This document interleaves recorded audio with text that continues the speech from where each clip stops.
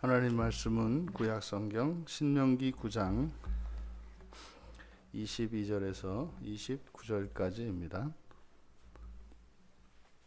우리 같이 한 목소리로 함께 읽겠습니다. 너희가 다베라와 마사와 기브로닷다와에서도 여호와를 경노하게 하였느니라. 여호와께서 너희를 가데스 바네아에서 떠나게 하실 때에 이르시기를 너희는 올라가서 내가 너희에게 준 땅을 차지하라 하시되 너희가 너희의 하나님 여호와의 명령을 거역하여 믿지 아니하고 그 말씀을 듣지 아니하였나니 내가 너희를 알던 날부터 너희가 항상 여호와를 거역하여 왔느니라. 그때에 여호와께서 너희를 멸하겠다고 하셨으므로 내가 여전히 40주 40야를 여호와 앞에 엎드리고 여호와께 간구하여 이르되 주 여호와여 주께서 큰 위엄으로 속량하시고 강한 손으로 애굽에서 인도하여 내신 주의 백성 곧 주의 기업을 멸하지 마옵소서. 주의 종 아브라함과 이삭과 야곱을 생각하사 이 백성의 완악함과 악과 죄를 보지 마옵소서. 주께서 우리로 인도하여 내신 그 땅 백성이 말하기를 여호와께서 그들에게 허락하신 땅으로 그들을 인도하여 드릴 만한 능력도 없고 그들을 미워하기도 하사 광야에서 죽이려고 인도하여 내셨다 할까 두려워하나이다. 그들은 주의 큰 능력과 펴신 팔로 인도하여 내신 주의 백성 곧 주의 기업이로소이다 하였노라. 아멘. 항상 거역해 왔다. 설교의 제목을 항상 거역해 왔다. 이스라엘의 광야의 역사를 이 한마디로 정의할 수 있습니다. 항상 거역해 왔다. 항상 거역해 왔다. 24절의 말씀인데, 그래서 모세는 이제 특별히 광야의 역사 가운데 특별히 심각했던 사건, 중대하게 거역했던 사건을 이제 네 가지를 기록하고 있습니다. 그래서 민수기 11장에 기록된 다베라 사건 그리고 기브롯 핫다와 사건. 이 다베라는 불사름이라는 뜻입니다.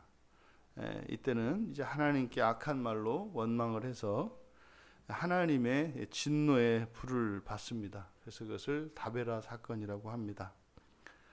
그리고 두 번째로 소개되고 있는 마사, 이것은 출애굽기 17장에 기록된 사건입니다. 그래서 시험이라는 뜻인데 물과 관련해서 출애굽기 17장에 기록된 사건입니다. 그래서 마실 물이 없다고 하나님과 모세를 원망하면서 하나님을 시험합니다. 그 하나님을 시험한 것, 그것은 뭐냐면 우리의 필요를 가지고 하나님의 전능하심을 의심하는 겁니다. 우리가 불만족스러운 것을 가지고 하나님의 신성을 부인하는 겁니다. 당신이 하나님이면 어찌 내 인생을 이렇게 할 수 있습니까? 이런 거죠. 어제 한 집사님의 그 아버님이 갑작스럽게 이제 돌아가셨는데 이런 것이 사실 이제 큰 시험거리가 됩니다. 세상에 법도 없이 사실 만한 분이, 그리고 예수님도 믿지 않았던 분이 예수님을 믿고 나가지도 않던 교회를 나가서 매일같이 하나님의 말씀을 읽게 되었는데, 근데 갑자기 그렇게 넘어져서 돌아가신다는 게 말이 됩니까?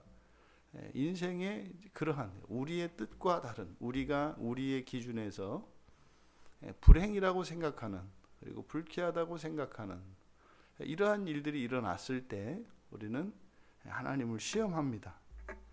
이게 이제 마사 사건이죠.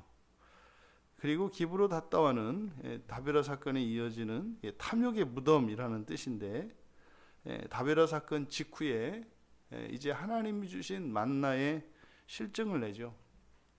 매일같이 만나가 이제 새벽마다 내리는데 그게 이제 싫은 겁니다. 그래서 고기를 요구합니다. 그래서 고기를 요구하던 이스라엘 백성들에게 한 달 동안 소나기 같이 하늘에서 메추라기가 내립니다. 근데 그걸 먹고 기뻐한 것이 아니라 그 주동자들이 모두 죽어서 그곳에 장사됩니다. 그게 기브롯 핫다와 사건입니다. 그리고 마지막으로 소개되고 있는 가데스 바네아. 이 가데스 바네아는 민수기 13장에 기록된 사건이고, 이거 이제 그 유명한 12정탐꾼 사건이지 않습니까?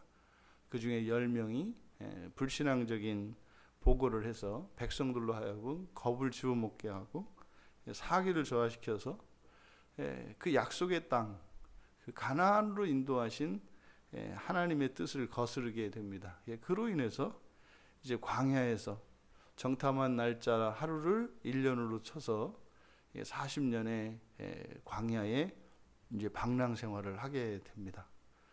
실질적인 기간은 38년이죠. 그러니까 사실은 전체적으로 보면 2년을 가함해 주신 겁니다. 그래서 하루에 1년씩 해서 40년을 이렇게 하겠다. 지금 여기에 소개되고 있는 이 네 가지 사건, 공통점은 이들의 불순종으로 인해서, 이들이 거역함으로 인해서 하나님께서 진멸하려 하셨다는 거죠. 모세가 이 네 가지 사건을 소개한 것은 바로 그것입니다. 그래서 항상 거역했기 때문에 여호와께서 25절에 너희를 멸하겠다고 하셨다. 그러니까 중간중간에 하나님으로부터 진멸당할 만큼 거역을 했다는 겁니다. 그러니까요, 그 순간순간마다 끝날 상황이었어요. 이렇게 완전히 하나님의 심판을 받고 하나님의 진노로 진멸당할 수밖에 없는 이런 사건들이 계속 반복되어 왔다는 겁니다. 그런데 오늘 너희들이 어떻게 이렇게 살아있는가? 지금 모세가 이 말씀을 하는 것은 무엇입니까? 하나님의 말씀을 전해주고 이제 법과 규례와 이러한 법도를 따라서 가나안 땅에 들어가서 지켜라. 그렇게 해서 정말 그 땅에서 오랫동안 그리고 부와 영화를 누리면서 살아라. 이제 끊임없이 말씀을 하면서 광야에서 이렇게 이들이 심각할 정도로 하나님의 말씀에 거역을 해서 진멸당할 위기가 여러 차례 있었다는 사실을 가르쳐 줌으로써 두 가지 경우의 수를 다 이제 모세는 이제 예상을 하고 있는 겁니다. 이게 지금 여기에서 말씀하는 것은 너희들이 또다시 가나안 땅에 들어가서 범죄할 가능성이 있다는 거죠. 왜요? 광야에서 그랬기 때문에 그 위험성은 있다. 그런데 하지 않을 수도 있는 거죠. 왜요? 광야를 지나왔으니까요. 근데 만약에 너희들이 똑같이 너희들의 조상이 그러했던 것처럼 광야에서 하나님을 거역하여 진멸하게 될 위기에 처했을 때라도 너희들이 포기하지 마라. 왜요? 그렇게 항상 거역해서 진멸당할 수밖에 없었던 너희들임에도 불구하고 마침내 이곳에 도착하지 않았느냐. 이걸 잊지 말라는 겁니다. 우리가 믿음을 잃어버리고 소망을 잃어버리게 되면 끈끈어진 연처럼 그렇게 표류하게 됩니다. 그때는 아무런 기력이 없습니다. 예배를 드릴 수 없고 성경을 볼 수 없고 설교를 들을 수 없습니다. 기도는 더더군다나 할 수 없습니다. 그런 때가 옵니다. 완전히 무기력해지고 정말 소망까지 잃어서 신앙생활은 고사하고 일상생활조차 지켜내지 못하는 그런 때가 옵니다. 이것이 사실은 심각하게 시험에 든 상태이죠. 그때를 대비해서 모세가 말씀하는 겁니다. 그럴 때, 그렇게 진멸당할 수밖에 없었을 때, 진멸당하지 않고 이렇게 계속되어 올 수 있었던 이유가 있다. 이게 뭡니까? 내가 여전히 40주 40야를 여호와 앞에 엎드려서 간구했다. 여기서 이것은 모세가 자신의 공로를 이야기하려고 하는 것이 아니라 자신의 뒤를 잇는 누군가가 있기를 바라는 거죠. 너희들이 거역해서 진멸당할 위기에 처했을 때 내가 나 한 사람이 40주 40야를 여전히 여호와 앞에 엎드렸다. 여기에 여전히라고 번역한 것은 아주 번역을 탁월하게 한 겁니다. 따로 여전히라고 하는 부사가 원문에는 없습니다. 하지만 이제 문법적으로 이제 히브리어 문법이 좀 복잡한데 요 40주 40야를 그러니까 이 엎드렸다. 40주 40일을 엎드렸다라고 하는 이 표현이 계속 그 일이 여러 번 반복되었던 것을 나타냅니다. 그래서 여전히라는 말을 붙인 거예요. 그러니까 모세가 시내산에서만 40일을 2번 그렇게 단식을 하고 하나님께 기도한 것이 아니라는 것을 말씀하는 거예요. 이것은 중간중간에 이렇게 진멸당할 위기에 처했을 때 자신이 그렇게 40일을 하나님 앞에 단식하며 엎드렸다는 사실을 이야기합니다. 그래서 그때 그 기도한 내용을 기록하고 그때 하나님께서 용서해 주셨다는 것을 밝히고 있는 거예요. 그러니까 이것을 물론 1차적으로 지도자들에게 가장 중요한 사명 가운데 하나가 이거겠죠. 공동체 전체가 위기에 처했을 때 하나님께 속죄하는 일이 이것이 가장 중요하다. 왜요? 한 사람의 의인으로 하나님께서 그 공동체를 살려주셨다는 것이에요. 진멸하는 것을 늦춰주셨다는 것이에요. 이것이 지도자에 의해서 이루어져야 되겠습니다만 만약에 지도자가 그렇지 못하다면 너희들 가운데 누군가 한 사람이 깨어 있다면 오늘 너희들이 보는 영광과 같이 하나님의 은혜는 끊이지 않고 계속될 것이다 라고 말씀을 하는 것입니다. 그래서 민족의 소망은 한 사람 의로운 자, 의롭다는 게 다른 게 있습니까? 하나님의 형상에 이르기까지 그 소망을 잃어버리지 않고 끝까지 하나님을 의지하고 하나님의 자비하심을 믿으며 하나님의 은혜를 구하며 그 신앙을 따라 살기로 포기하지 않은 사람이죠. 그의 됨됨이나 그의 어떤 신앙의 수준이나 경건의 정도를 이야기하는 것이 아니라 그 최종적인 하나님의 그 구원에 대한 소망을 붙들고 철저하게 하나님을 신뢰하며 그 은혜를 구하고 나의 실존으로 보면은 도저히 그 영광에 미치지 못할 것이라고 확실하지 않을 수 없는 비참한 그런 상황 속에서도 오히려 내가 그렇게 비참한 존재이기에 하나님이 전능하심을 인정할 수밖에 없는 그 믿음을 가지고 절대로 불가능한 것 같은 변화될 것 같지 않은 그 상황 속에서 그러하기에 하나님께서 위대하시다는 신앙 고백을 하며 하나님을 바라보는 자, 이것이 의인입니다. 그 의인 한 사람이 이스라엘 민족 전체를 하나님의 은혜 안에 여전히 있게 했다는 것입니다. 바꾸어 말하면 한 사람이 없었더라면 그들은 광야에서 엎드려졌을 수 있습니다. 그런데 한 사람이 깨어 기도하고 하나님을 믿고 하나님의 은혜를 구했기 때문에 오늘이 있었다는 사실을 밝힙니다. 그리고 이어서 모세가 여호와께 용서를 구한, 멸하지 말도록 용서를 구한 근거를 이야기하고 있습니다. 이것은 자신의 의나 자신의 공로를 근거로 하고 있는 것이 아니라 두 가지 그 근거를 밝히고 있습니다. 첫째는 주의 백성, 주의 기업이기 때문입니다. 지금 27절에서 29절까지 보면 평행법으로 이렇게 배치되어 있는데 26절 하반절부터 26절 하반절에 주의 백성 주의 기업 이렇게 되어 있고 29절 끝에 가면 주의 백성 주의 기업 이렇게 되어 있습니다. 그리고 그 안쪽으로 이제 백성의 완악함과 죄를 보지 마옵소서. 그리고 그들을 죽이려고 광야로 인도하셨다고 하는 이런 일이 있을 것입니다. 이렇게 이제 두 가지 근거를 이야기를 하는데 첫 번째가 주의 백성 주의 기업입니다. 반복함으로써 강조하고 이것이 하나님이 용서하시는 이유라는 것을 가르쳐 주신 거예요.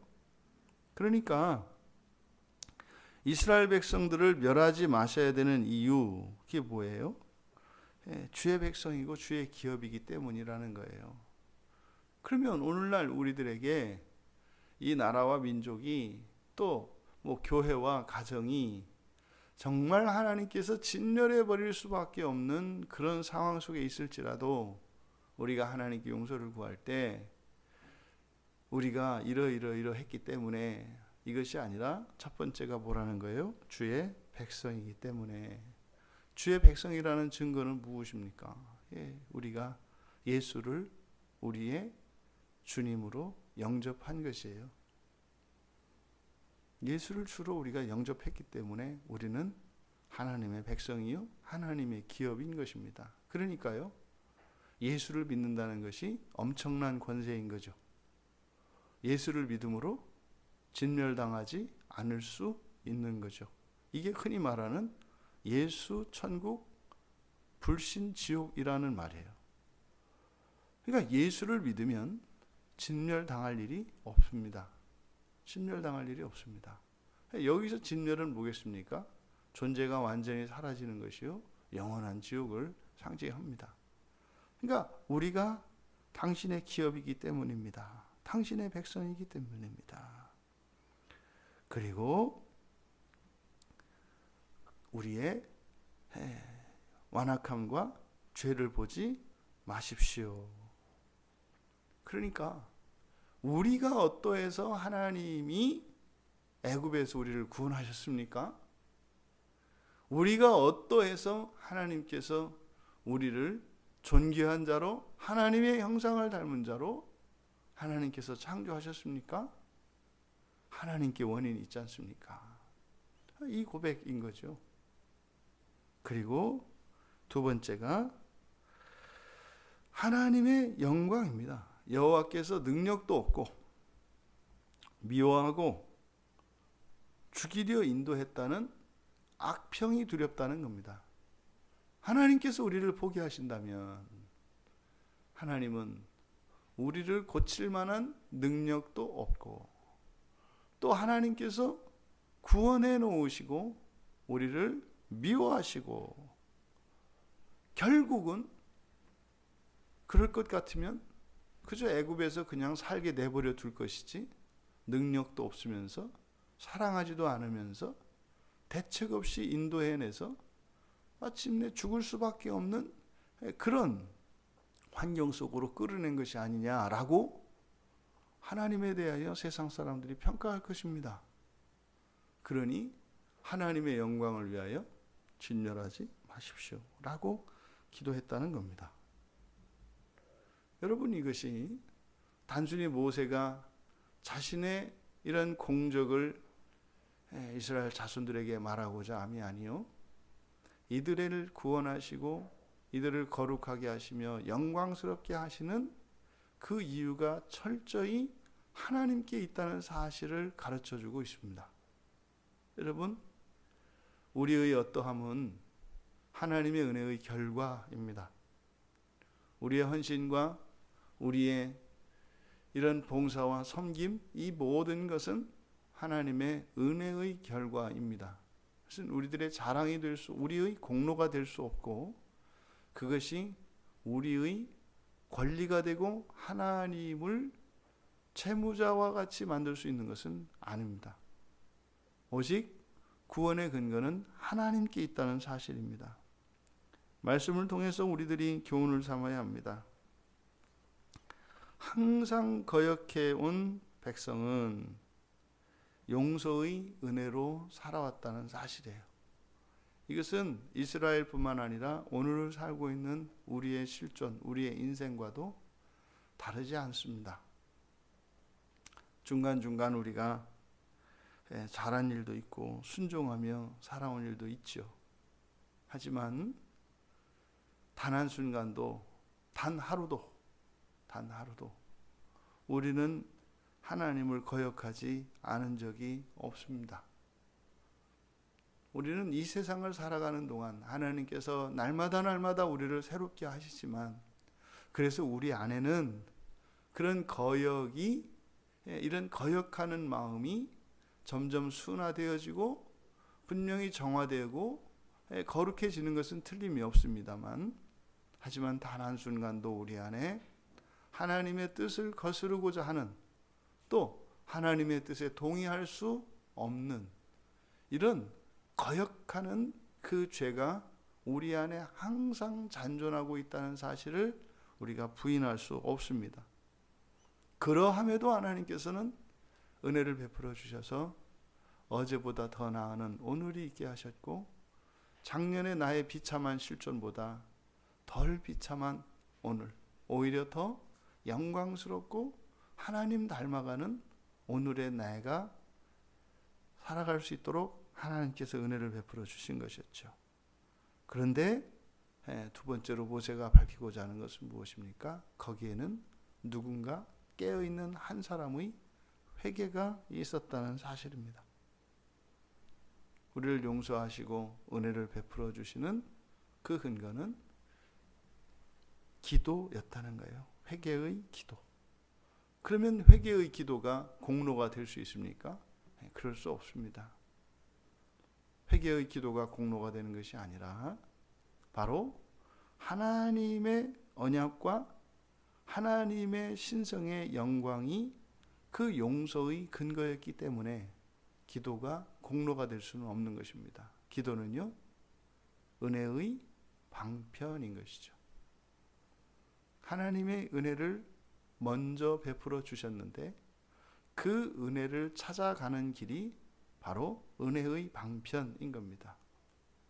여러분, 항상 거역해 온 우리들의 실존, 그럼에도 진멸당하지 않고 오늘도 이 새벽으로 아침을 깨워 하나님께 예배하게 하신 이 은혜, 이것은 나의 회개의 기도, 또 우리가 속한 교회 공동체의 단 한 사람의 기도가 끊이지 않았기 때문에 오늘의 우리가 있을 수 있었다는 사실입니다. 여러분, 누구 하나는 있겠지, 그건 알 수 없습니다. 이스라엘 공동체에도 누구 하나는 있겠지라고 하는 이 안이한 마음이 이스라엘을 멸망으로 이끌었던 역사들을 그들은 수없이 반복을 했습니다.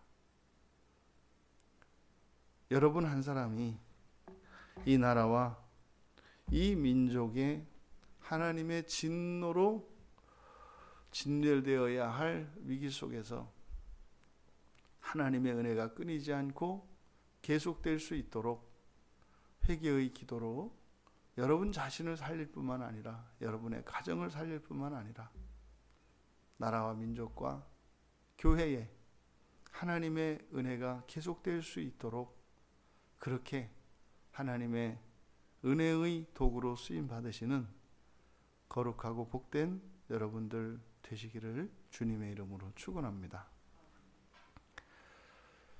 존귀하신 하나님, 모든 은혜와 모든 사랑과 영광의 근거가 하나님이심을 믿습니다. 믿음에서 물러서지 않게 하시고 하나님께서 은혜의 방편으로 저희들에게 주신 회개의 기도가 끊이지 않는 이 민족 교회 되게 하여 주시옵소서.